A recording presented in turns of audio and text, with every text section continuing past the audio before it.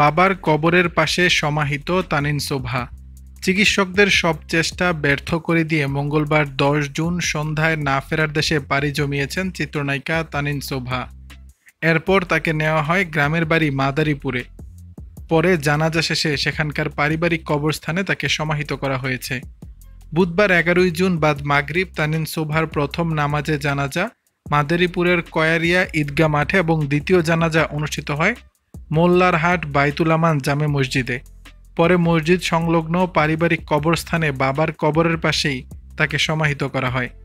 এর আগে গত 2 জুন থেকে ধানমন্ডির একটি বেসরকারি হাসপাতালে লাইফ সাপোর্টে রাখা হয় তানিন শোভাকে। তবে এই কদিনে তার শারীরিক অবস্থার কোনো উন্নতি হয়নি, বরং অবনতি হয়।